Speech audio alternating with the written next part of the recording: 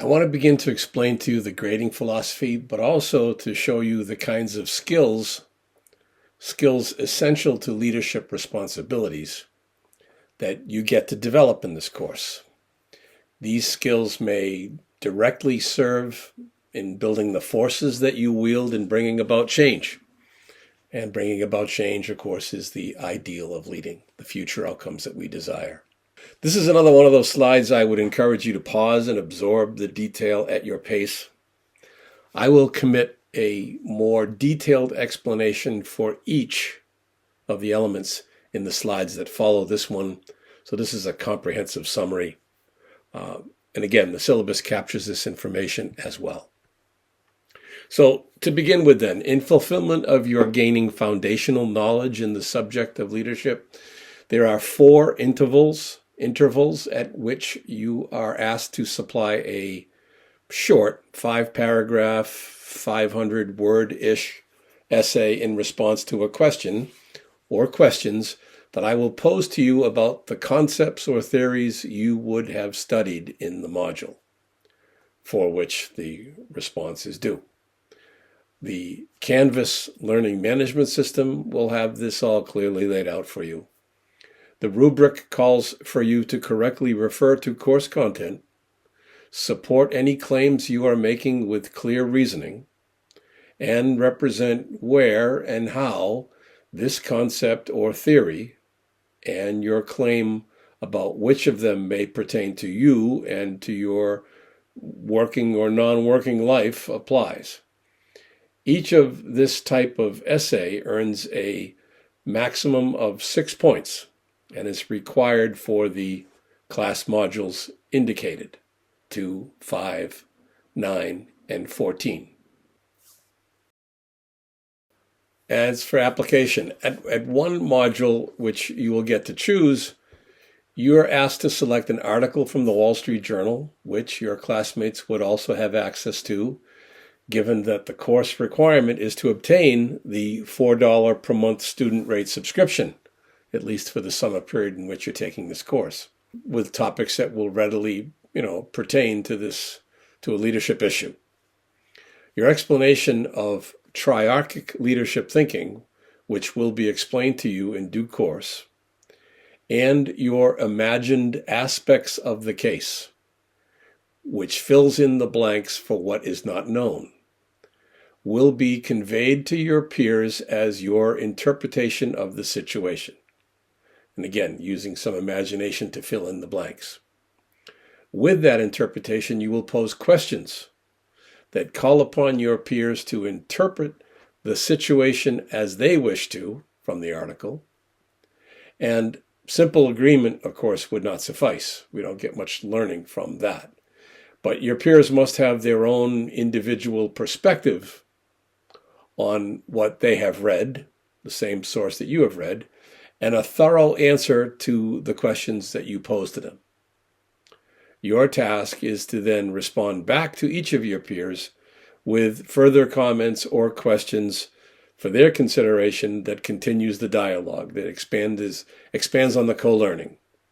This one-time peer exchange and thought leadership exercise will earn a maximum of 14 points.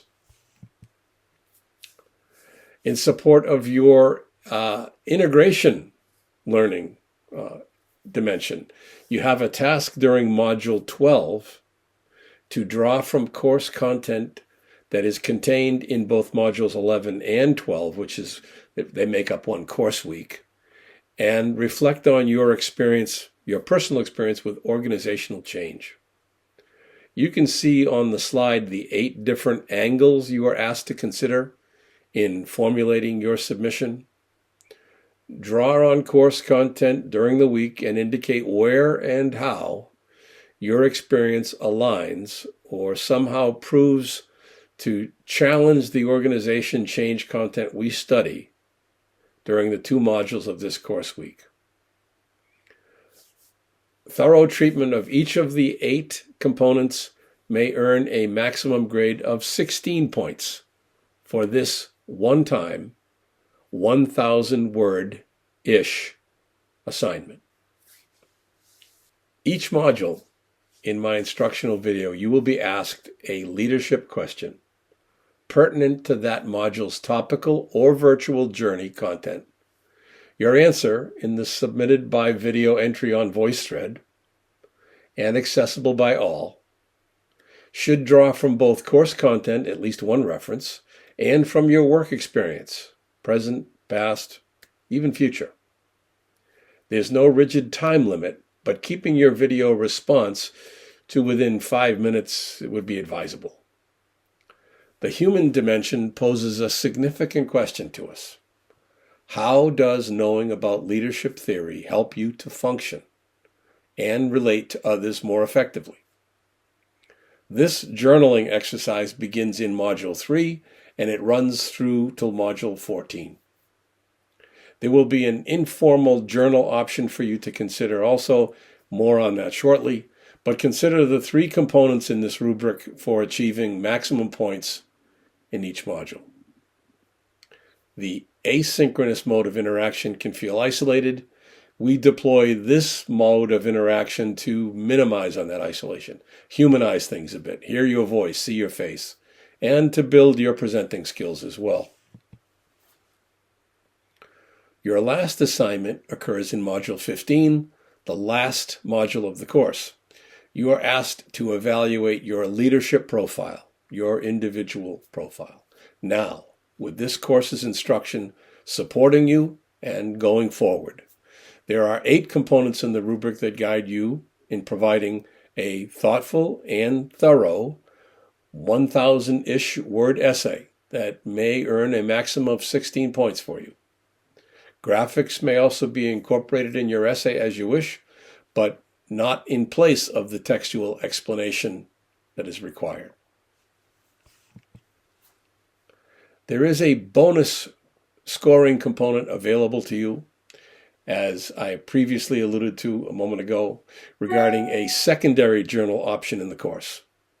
I'll be providing you most modules with articles on journaling to guide your taking on this practice of journaling and in your personal leadership development journey. It is my opinion that journaling of this sort is crucial to self-development, and for any of us who would like to lead or want to participate in a leadership setting where we make a contribution and we know how, the journaling exercise is a crucial one for personal development. You're applying this yourself to this development reflective practice is what's important here. And the optional exercise for participating in this journaling begins in Module 3. By now, it's quite clear that the topic we're emphasizing in our first module is history and theories. The history of leadership is a good place to begin. And this focus provides important elements in your foundational knowledge, the significant learning. Moving on now from all of the course table setting to now beginning to ingest some of the course content, consider this rough timeline for theories of leadership, what each is, how it appears, how it works, who does it affect, and what good does it do. Over time, we have evolved from a fairly concentrated focus on the leader and what makes that person tick, their traits, their behaviors and such, to one now of examining the relationships and the context in which leadership, a concept involving more than just the individual and the leader, is all in process and that we concern ourselves with. I'm going to be deliberately brief in my summary comments about this module's material, as I suspect you've heard my voice now enough. So I would say at this point, let me just briefly say that not quite as many theories of leadership exist as there are definitions. You'll soon discover that there are many, but still quite a few theories have been proclaimed. And even if they're not in current practice, all are still considered by those who are constructing new theories. And with field research I'll soon be conducting, I actually hope myself to one day join the ranks of those offering new examinations of the leading that we observe in the world around us. It was Barbara Kellerman, one of our domain's key thought leaders, who has suggested that there are some 1,500 definitions in play for leadership, and perhaps that number is still yet growing. Here's a sampling that you can pause the video to absorb. There are some names here that you'll recognize: Peter Drucker, Brene Brown. Maybe not, you would recognize Howard Gardner or Mr. Bennis, the late Dr. Bennis. But you will begin to recognize them in the course as we absorb the content. But I tend to favor consolidation of these. Some people think it's an issue that we've got so many. I tend to be one of those and think we ought to be consolidating the definitions to move the domain forward. But I think at the very least, it's incumbent upon each one of us, you included, as a student of this topic, to commit yourself to having a good working definition of your own. And I will be asking you for that very shortly. So, despite the many theories and the definitions that are out there, we do find some commonalities across them. And that whether we achieve the specific outcomes that we seek or not, we do get people working together in vital ways. That's one of the byproducts of engaging in leadership. And because people are making a choice to work together towards an outcome, it means we do work together. And that there is also some choice in the matter of leading, whether to join the effort and commit to the practice, commit to the ideal of the future outcome that we seek, and then also, selecting those future circumstances that we seek to generate. So as you can see by the parade of these badges, as I've depicted them here. So please begin your topical journey now in this first module, and I look forward to seeing your work online. I will close this out with a voiceless review of the phases now in our virtual journey that we will explore in greater degree in Module 3.